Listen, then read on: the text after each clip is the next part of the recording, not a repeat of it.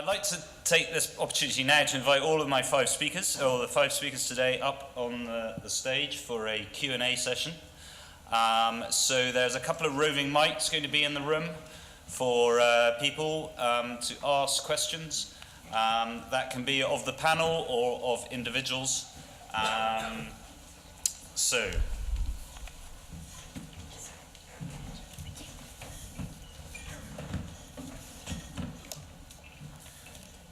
Okay. They're going to turn it up themselves.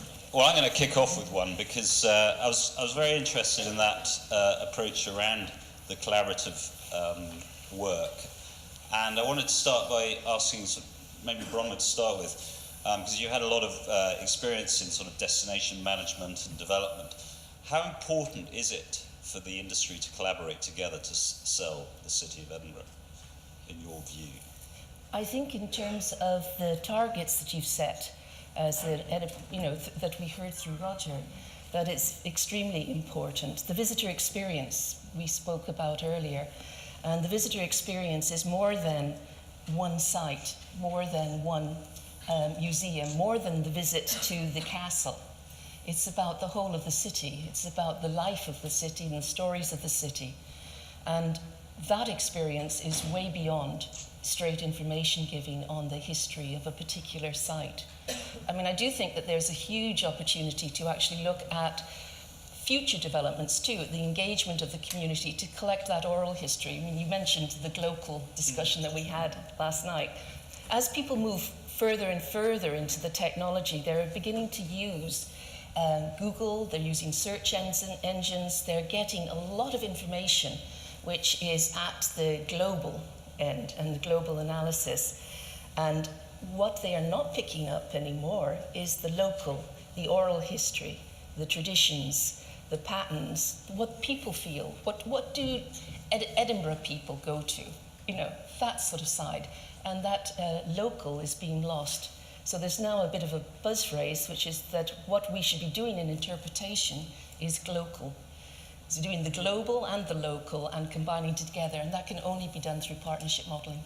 Thank you. And Aoife, I mean, from a perspective of the social media, and the blog Monet was a fantastic example of something that can work. And I think we're in difficult financial times, and for small businesses, collaboration can be hugely beneficial. We found with the Create Eat event, so we ended up working with 10 plus small businesses of similar size or slightly larger, and that working together we could generate a huge amount of buzz and attention for our businesses and create some excitement and share our followers as well. So I think it's an interesting way of growing your business too and bringing a new audience to your business as well. So. Good. We got a question from the audience. Yeah, microphones over there. Just stick your hand up and they'll come to you with a mic. Hi, I'm Annie Deary from Walking Heads. We produced a series of audio walking tours in Edinburgh and Glasgow. A question again for Bronwen about firstly to say that I'm really inspired and impressed by the scale of the Waterford project. Some questions about the kind of the strategic partners that were involved and the kind of the duration of time that was needed to pull that project together, and maybe at a scale, an indication on the scale of the level of investment, or at what level those partners are involved. Well, interestingly enough, that I'm not sure I have the actual figure for the full investment, from the public bodies. I mean, there was a major investment. I think it was between 5 and 10 million, so I'm not very accurate on that, with apologies, for the creation of the Medieval Museum.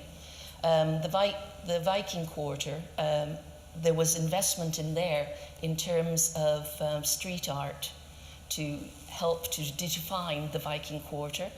And there was investment in the refurbishment of the Georgian Museum, the Bishop's Palace. So I'm not quite sure what the actual expenditure there is, and I don't know what what they've put in to purchase the 15 new buildings for the cultural quarter. But I do know that the local businesses also contributed.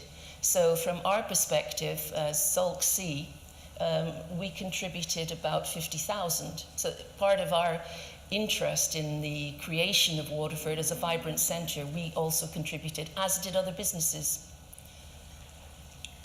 And just to pick up on this point of the interactive experience and audio guys, at lastminute.com, David, are you starting to build sort of added value to your consumers to keep them in your apps around that sort of interpretation when they're visiting and travelling in cities?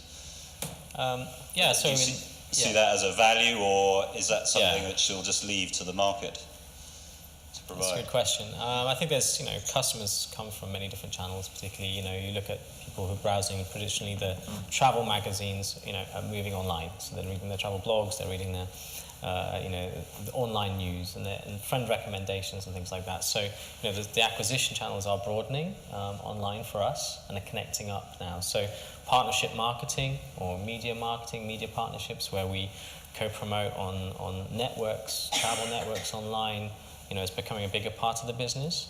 As far as content curators, I think it's very easy for a business to try and play a strong role in every part of the customer journey.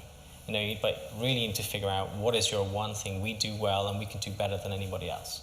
And at lastminute.com, we're dedicated to delivering, a great product at a great price at the last minute. So for us, the content creation, there's great content creators out there, and we want to work with them. But that's not us. That's not our strength. That's not the one thing we want to deliver. And Roger, do you see this as what's your sort of view of the future with the, we've seen how mobile has overtaken the PC 2013, which Ritchie was talking about this morning, but how do you see the future development of that in terms of the visitor experience? Firstly, I have an introductory comment that it's horses for courses. Different devices are good at doing different jobs. Clearly mobile is making a huge difference, and something that I brought into the conversation 2 years ago was augmented reality. At that stage, we had virtually no examples of it. Technically, it was available. In practice, it wasn't. What's been interesting talking to Bronwen last night is she's involved in taking augmented reality, did I say virtual reality a minute ago? Augmented reality, and making it happen in practice. Which I think some very interesting, exciting examples. Just going back to the question over there, I think the scale of what you're doing in Waterford is very interesting, and I think that's something that we need to apply here. So much these days in terms of creating the visitor experience is about storytelling, and it's really starting to tell the full story, to get the full narrative. And I think it's being done in very interesting and exciting ways there. That requires collaboration, and that's one of the things that we're looking for in one of the actions that I was talking about, the quality of the visitor experience. And I think it's great that around the room there was the interest in collaboration, so I think that may be an intelligence sharing, but it's also coming together to help to tell the stories in the most integrated, linked up way. So clearly mobile is fundamentally important in that. It really is changing the name of the game. Firstly in terms of information dissemination, but also in terms of getting a new form of visitor experience through really rich interpretation. I've got another question. Yep. Hi there, Robin Morris from Tribal Logic. Given the move to mobile and how when you go abroad, data is so expensive, why, for somewhere like Edinburgh, is free public Wi-Fi, especially for tourists, not the only and primary priority? I think I'll pass that one to Ritchie. Yes. It is part of what we're trying to do with our Connected Capital programme. The long and short of it is it's all about who's going to pay. Free Wi-Fi is free to the user, it's not free. And no matter which model you look at, whether it's the Wi-Fi that's available in Paris Parks or the Wi-Fi available in Austin when you're there for South by Southwest, there is someone paying for that. What we're trying to do through the Connected Capital programme is see if we can come up with a business model that means that the user doesn't pay, but the industry does, the mobile phone operators, because we can give them certain advantages in how they roll out their next generation of mobile phone transmitters. But as I heard someone who's high up in the industry say, it's the wild west of Wi-Fi at the moment. We've seen an interesting divergence in relation to what they call metro Wi-Fi, Wi-Fi outside, which is that it's a slightly disruptive technology in that if you move too far from the transmitter, it drops off. Not like mobile phone, where if you move, you jump from one transmitter to the next. There is, under the current technology, a real point where you stop being connected to one and become connected to the other. So we are trying to do that. It is one of only 2 things that the Connected Capital programme is really trying to drive out. There's a lot of stuff that supports it, but it's the thing we're trying to drive out. But it is an experiment. And we're trying to avoid doing it in a way that it creates a liability for the city. Because if it creates a liability for the city council, that's a liability for taxpayers. And we want to avoid that. We're learning from our previous mistakes. Well noted previous mistakes in that regard. So I would just impress on you, it's an experiment. Just as any of you who run facilities where you provide Wi-Fi, it will be something that's part of your proposition, but you know it has a cost, and it's how you manage that cost in the total journey that someone has. We've identified that, within Edinburgh, the critical person you want to support is the tourist, because they are the ones who are either getting hammered with roaming charges at home. But there are other ways we could potentially do it. That's one model we're looking at with Roger. There is another option, which is to look at whether you could broker cheap Wi-Fi deals. So as part of a deal where someone could come into the city and effectively get a sort of Wi-Fi code that gives them cheap access to one of the big providers. BT Wi-Fi is fairly prevalent in the city. I've done some mapping of that shows it pretty much that no matter where you are, you're not more than about 100 metres from some BT Wi-Fi connection, which is kind of scary in itself. The cloud have expanded. Obviously, they support Waverley Station, and it's free, but with certain caveats. O2 have expanded significantly in this area. They have a deal with Kensington and Chelsea and Westminster and London, but at the moment they've effectively paused their expansion of that. And it is because it's an emerging market. People don't know how they can monetize it. And at the end of the day, it's a business. It's a commercial proposition. And we don't want to put the city in harm's way of putting out something that then after 18 months gets pulled down. We want it to be sustainable. So, you're right. It's a long answer for a short question. So, fundamental challenge and opportunity out there for all of you in the room to come up with a way to monetize this to create free Wi-Fi in Edinburgh. But I just want to pick up with this with David, if you don't mind, because, we're talking about Edinburgh here, but are you seeing other destinations around the world where they are delivering this free Wi-Fi, and is it going to give them the edge in terms of economic development and drive traffic?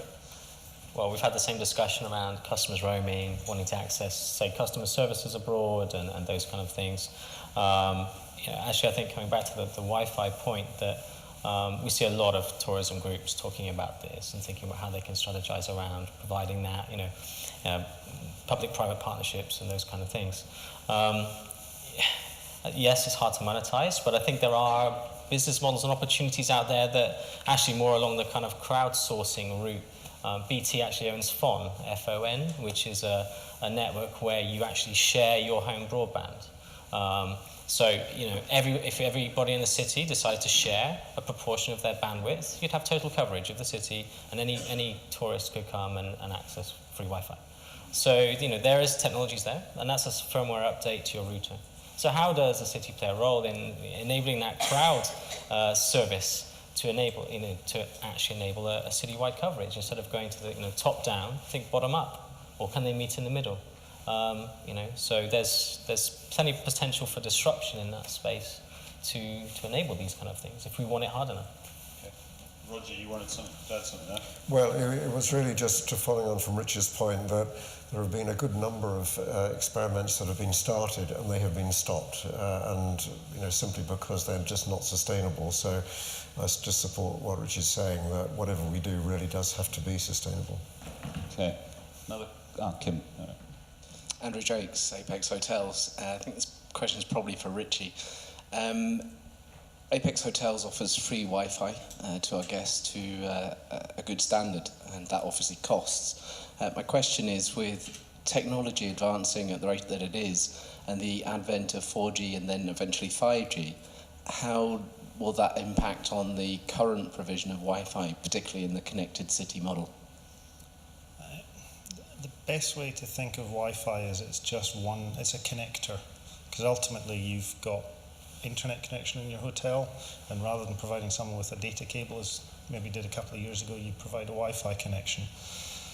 For those who have access to 4G, or when it comes 5G, 4G, for those of you who don't know, in theory will provide data speeds at the 24 meg plus range, depending on how close you are to a transmitter. So it's a bit like having home broadband, really super fast home broadband connections, but on your mobile phone. So you can video stream with some certainty that you're not going to spend the next 50 minutes looking at a wheel going around. What that means for your model is that, in theory, from the research that I've read, people tend to prefer using their 3G rather than Wi-Fi, which seems strange, but actually for a lot of transactions, that's their default, partly because to link to Wi-Fi, unless it's a seamless process, they get frustrated with having to put in a code and all that kind of stuff. So I think once 4G is rolled out and it gets the coverage in the city, you could see a situation where if you're tracking your Wi-Fi usage, it will drop. But that's tempered by the fact that the 4G signal, where it is on the bandwidth, without getting too technical, it may have problems getting into buildings. So there are, again, it's an emerging thing that's being played with. But yeah, I think it's a thing of just constantly keeping tabs on what's happening. Got another question? Yeah. Hi, it's Ian McCaig from Plan B. I'm trying to make this a question rather than more of a statement, but I think David and Aoife touched on it in terms of the bottom-up stuff. The word that keeps on banding around Scotland over the past couple of years seems to be collaboration. And I think very clearly in Scotland just now there's a top-down collaboration that is being pushed downwards. And there's a bottom-up that's much more product-focused, coming from small action groups. I think there's a clear difference between the lead time between top-down collaboration and bottom-up collaboration. And I'm just wondering, particularly David and Aoife, how we can actually generate much more bottom-up collaboration where we actually see quicker results, quicker call to actions, quicker product to market. How do you suggest small collaborations can work more effectively, more efficiently? Bronwen. That's a really good question. Sorry. I think that from the community angle, I mean, there's different sort of communities, and there's a lot of work that's been happening to try and enable community-based bottom-up developments through crowdsourcing, platforms, and so on. And there is evidence across a number of European countries of where this has actually driven huge amount of change. I think it was in Holland, for example, where crowdsourcing drove the cost of electricity down because people came together and purchased from a locality as opposed to individually. So there are examples where you can make a significant difference by people combining together. I think there's opportunities from, at the moment I'm coming from the heritage rather than the energy, but from the heritage perspective, there is the opportunity, I think, for people to get together and to share stories. It could be that you develop a repository where people can collect their the oral history, the songs, the traditions that will get lost if they're not collected. And as a group, as those stories begin to come together, they will, very much as jelly and gin are finding, it will begin to spread. So I think it's a point of starting and perhaps getting a focus, but starting. and not trying to define it too much at the very beginning, but enable it to get its own momentum and shape. But I do think oral history and the collection of people's memories and traditions and the future of Edinburgh, I mean, I actually believe very much that heritage is around the future as well as the present and the past. But engaging with young people, with schools, what will Edinburgh look like in 20 years' time? Yeah. I mean, I suppose what you're referring to there is how to generate the right environment where innovation and collaboration just flows from bottom up, and that's an impressive challenge. And I think Ritchie's position is how do you enable the city to have the infrastructure, and then the community of private sector, people going to invent new ways of taking advantage of that, and that's really up to the industry and conferences like this, I think, to join thoughts together. Roger, you wanted to add something to that? Yes, I mean, I think the point is extremely good, and in the work we've been doing on the action plan, we've recognised the desirability of facilitating and encouraging the bottom up. So, for example, I talked about the rich content resources that we would like to see released, if that is possible. And part of the idea there is, subject to lots of considerations that need to be considered in the short term, to try and open up those resources so that they are available to people to use and to present in different ways.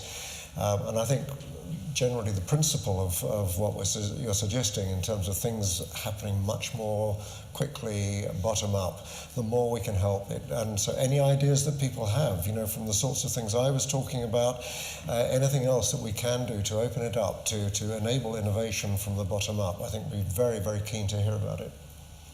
Thank you. Now I wanted to move on to a sort of slightly different topic, and I'm going to ask Aoife this, and open up to the panel. What do you think is more important, getting your customer engagement strategy right, or getting your technology strategy right? I think you need the right tools to do the job, but I don't think you need to make it difficult for yourself. I would say that I am not particularly technologically savvy, and I think this applies to the last question as well. There are tools available for people to make things happen with very little financial investment. So there are lots of website platforms where you can create a really professional looking website for very little money. I think social media has changed the way businesses can now work.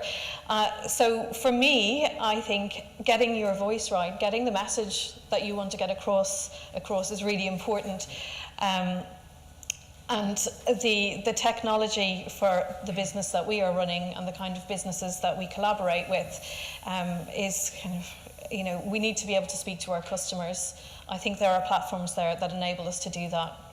I personally think that you don't need to wait for a time when you have amazing technology to do something. It's there, you start doing it, and it evolves and changes as you go along anyway. So I would say you should never use technology or what's available to you as a barrier to stop you from delivering your idea. It just takes a bit of energy and time, and speak to your customers.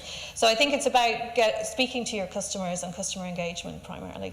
Yeah, and on that vein, I'm sure I know the answer to this question already, David. What are you going to say to that one? Yeah, I mean, you summarised it quite nicely, but yeah, essentially, technology should never be your barrier. It's your excuse. There are so many free tools out there. There's pen and paper. There's email. You can Mechanical Turk, if you know that phrase, where hey, you put up a one-page website which says you do all these amazing things, and then people maybe they send you an email, and then you get people to actually run around and physically do things. And then actually deliver the service. And then once you've figured out, can you build that business? Does that work? Then worry about building some technology to stop the people from having to run around and physically do things.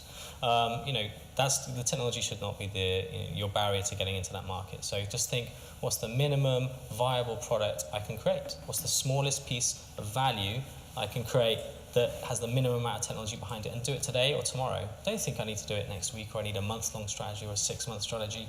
No, go on your customer feedback, listen to that feedback, and then attract the technology towards it.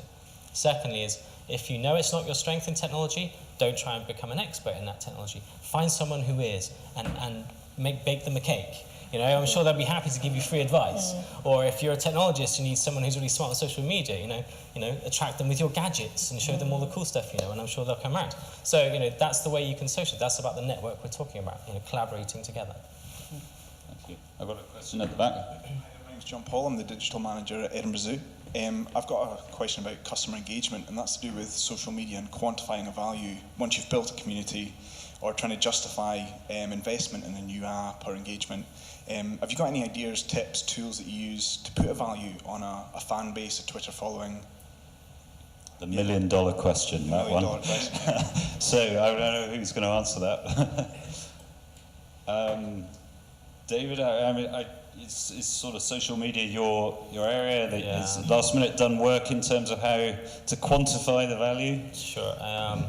Yeah, it's very much sector specific. It's very much your customer base specific. I mean, you can come up with metrics. You need to set your own, you know, key performance indicators. So if your KPI, if your group is when I send out a message for a particular product, I get a number of responses, a percentage of which will convert into sales, then you've got a revenue model. If it's less tangible, it's more engagement driven, then you need to set other KPIs around engagement. So the dwell time on my site increases because I have X number of Pinterest hits. You know, what are they? Be clear about your goals and how you're measuring it. It's not a grey space, it's not unmeasurable, no, but it does require analysis. So set the right goals and start to get the data to evidence those goals. That's what I can say. And Aoife, you got anything to add to that? I mean, well, for us, it's very clear whether we're being successful or not. It's how quickly we sell our tickets. So it's what platforms we use to get people onto our site and then secure a sale as a result of that. So I think it is about what outcomes you're hoping to achieve and how you measure that. I mean, I think we're small enough to be able to be quite intuitive about what we do. I think the more people engage with us, whether there's conversations on Facebook or conversations on Twitter, is quite important as well. So those people may not book this time, but they'll book further down the line because they're aware of what we're doing at our events. So, well, I can imagine there's a huge number of people wanting to find out what's going on with your pandas at the moment at the zoo. So it would be a very useful channel to use, I think. And I mean, in terms of engagement of your visitor numbers, they're rising all the time.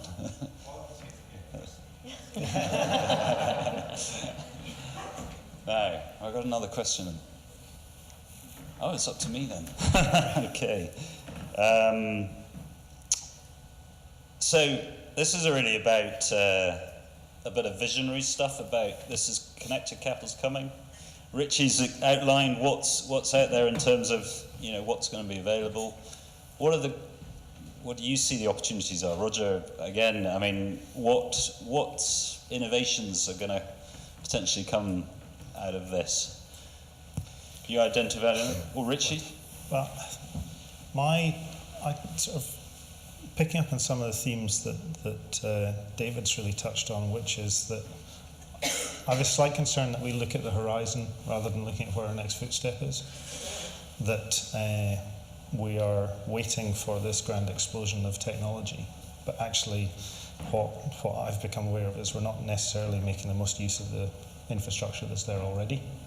Hence, we've only got 10% take-up of super fast broadband, which is probably not terribly relevant to a lot of the firms that are in this room, but for that tertiary tier of sort of sole traders that are in the tourism business, running businesses from their home or from small units, there are things they could be doing with technology that just grow the general estate of tourism offer in the city, but we need to get the message out to them about what the benefits are.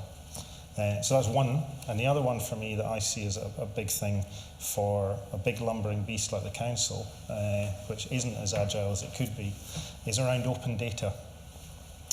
We are a holder of vast repositories of information about the city, from photo archives to information about parks, monuments, etc. And we are looking at how we can make that data open so that anyone could use it. We've done one experiment with Nesta on a thing called Edinburgh Outdoors, which is an app that you can now download, and there's a website. and you can, if it uses GPS tagging, so you go into a park, open up the app, and it will tell you about that park, when the park was created, what the various monuments are, who made them, who they are, and it's a first step.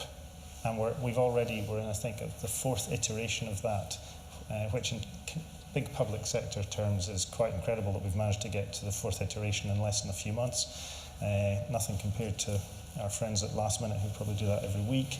But I think there's an opportunity there, if I look at with eTag and at tourism, about not just our repositories, but if I look at the National Library repository, the information that's held in that, the museums, the art galleries. If we can make that data open in a way that's safe and secure to the information owner, but allows people to then play with it, so that I'm not creating the app, or the council's not creating the app, that the industry is creating the apps, or the mobile web that drives that idea of information flowing. So for me, that's a big opportunity that's just there to be opened up on. And of course, Historic Scotland have done a digital map of the whole World Heritage City, and I have this vision where there'll be sort of computer games that you can run around the sort of the old town of Edinburgh, coming out in the market using that kind of information if it's made available. Yeah. Roger, you wanted to add something? I mean, firstly to say, I think Ritchie has very well articulated that whole issue of the rich content that I was talking about, and also the desire to try and make it open if that is technically and commercially feasible. But to follow up in relation to the question related to the SMEs particularly, and supporting what Ritchie says in the sense that there's a lot of things that can be done now or very soon. Existing broadband, future broadband will enable a lot of SME business organisation to be done on mobile. And for many SMEs, where they are single proprietor run businesses, that's going to be very helpful if effectively their business can go with them. So I think this is part of the initiative that you're wanting to take, is to just help SMEs to understand now what can be done on their mobiles or on their tablets that they can easily take with them. Obviously mobile booking systems where they can take it all down as they're moving, rather than having to be within their own businesses to take the bookings, just as a simple example. But there's potentially a lot more. The number of applications, we all know that there's just huge numbers of applications out there, and there are applications which are for SME businesses. Yeah. So understanding those opportunities and how those opportunities are being enhanced as bandwidth increases, I think that is going to be very important, and the initiative that Ritchie and eTag are driving will help the businesses. Yeah. And eTag will be working with Business Gateway and the Federation of Small Businesses to try and roll out that sort of educational piece. Now, I just wanted to ask, Bronwen was describing to me this sort of revolution that's happened on Ben Lomond last night. Because I see that's a sort of future way that interpretation will happen in the world outdoors. So can you just tell the audience a little bit about that project you've done with the National Trust? We work in partnership with the National Trust for Scotland, and currently are developing a number of different apps. The first one of which is Ben Lomond, but these apps are focused on the interpretation of the outdoors. And a lot of the Ben Lomond app is a walking companion. It's not a guide as such because of the dangers of mountains, but it will in fact support the individual in going up to the top of the mountain. There are points of interest. You'll start to see a marketing campaign shortly, by the way, so this is sort of an early announcement, but there will be points of interest along the pathway. The reason for National Trust doing it is a number of different reasons. One is to promote the conservation work they do on the mountain. The second part is a sort of a virtual membership approach, where many people that walk up the mountain don't actually understand that they're on the National Trust for Scotland managed property. So it's to promote that. There are stories that are brought to them at the key points. It could be the history of the mountain, it could be the history of the point, or if you look across there, what you'll actually see is the old bridge where whatever happened. But by the time they get to the top, we use augmented reality. So, well, the augmented reality is used throughout. So the augmented reality means that they can hold up the smartphone and they'll see these tags, and they can press the tag and it'll bring multimedia stories to them, visually. What they can do when they get at the very top is use it across the 33 peaks to identify which mountain they're actually looking at and what are the stories behind that mountain. So the use of augmented reality is actually sort of quite key there. So most people, when they get to the top of the mountain, don't know which peak is which. And we've done that with a number of different walking trails, outdoor trails, some which is using more oral history and folk song, which is brought part of the sort of the celebration of a particular valley. So go on to those physical infrastructures with signage like we have on Arthur's Seat, and in the future we'll be just using our mobile phones. But that will be disappointing to me because I'll be on the top of a mountain and trying to get away from that technology. Have I got another question in the audience? Andrew, can we get the microphone?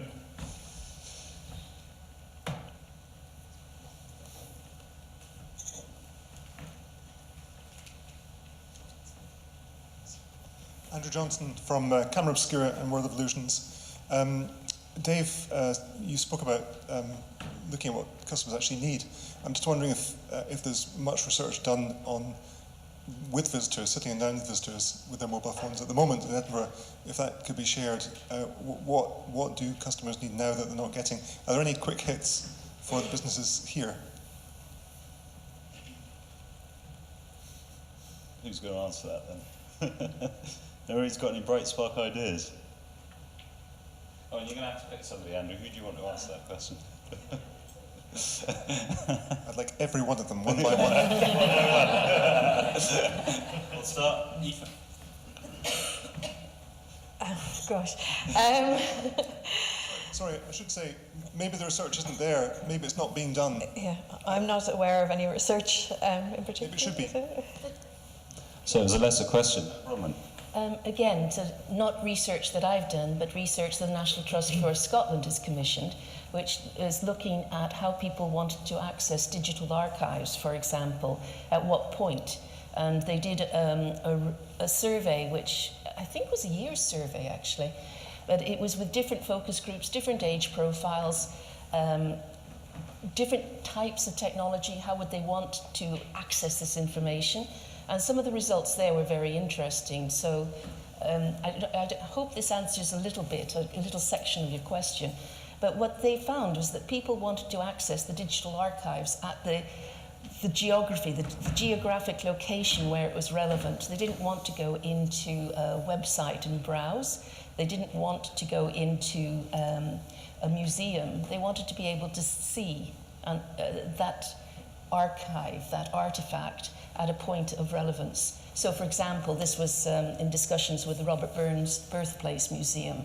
So they wanted to see aspects of Robbie Burns in Alloway at the point where the birthplace happened, or where the parents met on the kissing bridge. Things like that. So I thought that was very interesting, and that was the same right across the profile of ages from 14 upwards to the 60 plus. The only thing that was different in terms of that survey result was on the technology base of access, and there was a higher proportion of 25 to 35-year-olds that preferred to access it at that point on smartphone technology. That petered before that age and after that age, but this was done 2 years ago, and the take-up of smartphone technologies has increased. So there are some interesting surveys on how people would want to access information and what they feel of the current services. But you do have to piece it together. Okay. Any more questions from the audience? No? You're a quiet one this day. So, well, I'll just take this opportunity to... Is this on? Yep. To thank the speakers today. It's been a really enlightening morning. We've heard about the infrastructure opportunities that are coming online in Edinburgh, and the opportunities out there for everyone to flourish under that. We heard a lot about the work of eTag from Roger in terms of how we're going to roll out mobile workshops and enhance sort of knowledge in the sector of how to take opportunities from this. And but I think one of the key lessons I learned today is from David about how you just go out and test your ideas. Go and ask the customer straight away. Don't get stuck in the back room for a couple of years thinking up an idea. Just get out there, ask them, test it, see how they respond, and act as fast as possible, because the market is moving on so fast. I was hearing also earlier this morning how, you know, there's technology companies don't even want to have strategies in place. They just want to say, right, month by month, what's changed? Now, how do we move on? And I think that's a really important message, that you have to grab the opportunities and move quickly. We've heard this morning about the power of social media and how it can really drive interaction between your consumer and your own business. And interestingly, how Bronwen has, Aoife has engaged that to actually sort of drive product development almost across jelly and gin. And Bronwen, really enlightening stuff around how the collaborative approach in Waterford is bringing results, and how they're building the sort of tourism product around the heritage angle, and what place in the world has more heritage than Edinburgh. It is a really unique World Heritage city, an old and new town, and it's the largest World Heritage site in the world, I believe. So there's great opportunities there, and use interpretation of the city to be a driver for economic growth. So it leaves me to say thank you again to the speakers, and also a very large thanks to all the people involved in putting this conference together today: Debbie, Kathy, Anna-Marie, Kim, Alistair and Callum from Interactive Scotland and Scottish Enterprise. All the work you've done put this together, and thank you all for coming. I hope you've had an enlightening morning. We've got another hour and a half, I think, outside to do networking and have some lunch and discover some of the technologists, meet some of the technologists, can meet the tourism businesses. So thanks very much for attending today.